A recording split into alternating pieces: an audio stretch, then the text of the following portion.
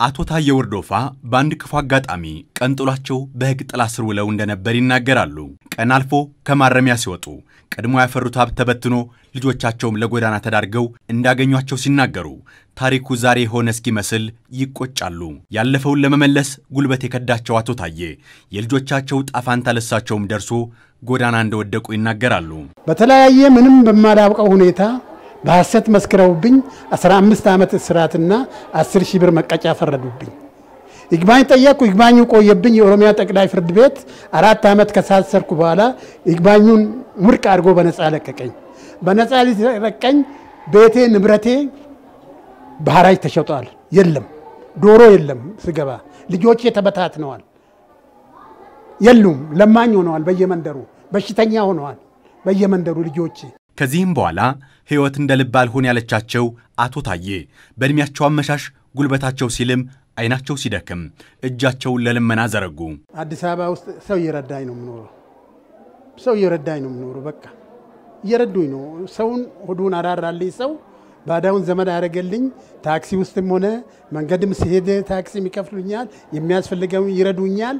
በእርዳታ ነው ያለው። ተፈናቃይ ነው። በቃ ይረዱኛል። እንዴ ብዬ ልንገርህ ይረዱኛል። አንተም ትረዳኛለህ፣ ያንም ይረዳኛል። በእርዳታ ነው እንጂ ስራ ይዤ ንግድ ይዤ ይሄንን ከፍቼ የኖርኩት አይደለም። ተንከራትቼ እንዲሁ በሽተኛ ሆኜ ነው የምኖረው። አሁን ግን በሽታው ባሰብኝ። ዛሬ ለሳቸው ዳግም የመወለድ ያህል ታሪክ ተቀይሯል። ባይበሉም ጠግበዋል። በእድሜ ማምሻቸው ማረፊያ አግኝተዋል። በተሰጣቸው ቤት የሚጀምሩትን ህይወት ሲገልጹም ትንሣኤን ማየት ያህል ተሰምቶኛል ይላሉ።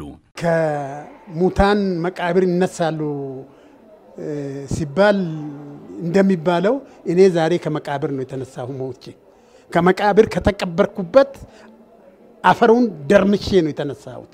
እንደ ታዬ ወርዶፋ ሁሉ እነ ዙፋን ገብረ መስቀልና ምትክ የመሰሉ ያሉ በርካቶች ባለፈ ህይወታቸው በቤት ጦት ፈተናን ቢያሳልፉም ከነበሩበት የቤት ችግር ተላቀው ዛሬ በአዲስ ቤት አዲስ የመኖር ተስፋን ሰንቀው ኑሮን ሀብለው ጀምረዋል። 22 ታውን ስኩዌር ጀርባ ነበር የምንኖረው። ያው ሰፈሩ ሰው እየተባበረን ሸራ ወጥረን ነበር የምንኖረው። ሸራ ወጥረን ሰፈራችንም ስለሆነ የሰፈሩ ሰው እየተባበረን እኔም እዛችሁ ሻይቡናም እያልኩኝ እየሸጥኩኝ ነበር የምንተዳደረው። እግዚአብሔር ወረዳውም ተባብሮ የሰፈሩም ሰው ተባብሮ ለዚህ ቀን በቅቻለሁ። ዛሬ ይሁንና አናስብም። በጉታ አለ፣ ዶሮታ አለ፣ እንቁላሉታ አለ፣ ቤቱንታ አለ፣ ዩኒፎርሙን የተማሪውንታ አለ። አናስብም። ብዙም ሴፍቲውን የጠበቀ አይደለም ቤቱ። አጠገባችን ላይ እንትንም ነበርም ወንዝም ነበረ እና ያ ወንዝ በሚመጣበት ሰዓት በጣም ስጋት ነበረብን። ከላይ ጀምሮ ተጠንቀቁ ነው የምንባለው። ወንዝ ዛሬ በኃይል ጨመረ ይባላል። ያ አንደኛ ስጋት ነበረ። እዚህ ስንሆን አሁን ምንም የሚያሰጋን ነገር የለም። አንደኛ እንዳየው ቤቱም ሴፍቲውን የጠበቀ ነው። ንፋስ በዚህ ገባ በዚህ ወጣለን አንጨናነቅም። የበፊቱ ኑሮ ሰርቼ ራሱ የመሳል በላ ሳልጠጣ የማደርበት ቀን አለ። ምንድነው ስራዬም ልብስ አጠባ ነው። አጥቤ ወዲያው ፈግቼ እመጣለሁ። ወይስ ቤት ኪራይስ እንዴት ነው ማድረገው ብዬ ራሴን አንጀቴን ቋጥሬ ማድረበት ቀን አለ። ምውልበት ቀን አለ። እዛው ግን ካገኘው በላሉ ካጣው ትቼ ይገባለሁ። እግዚአብሔር ግን ደርሶልኛል። አሁን ለተደረገላቸው ነገርም ምስጋና ይበቃውም የሚሉት ባለ ታሪኮቻችን ስጦታው ዳግም ከመወለድ አይተናነስም ይላሉ። በጣም ደስ የሚል ነገር ነው። በጣም በየቦታው ለኔ ብቻ አይደለም እንደዚህ ለተቸገረ ፈጣሪ እንዲጎበኛቸው መንግስት እንዲጎበኛቸው ጸሎቴ ምኞቴም ነው። ተስፋ በቆረጥኩት ሰዓት ነው እነሱ ጣልቃ ይገቡልኝ። በእውነት በጣም ማመስገን ነው የምፈልገው። በጣም እድሜና ጤና ይስጥልኝ። አሁንማ ቢከፈት ኖሮ ሰውነቴ ከፍቼ ማሳየት ይችላል። በደስታ ምክንያት ማለት ነው።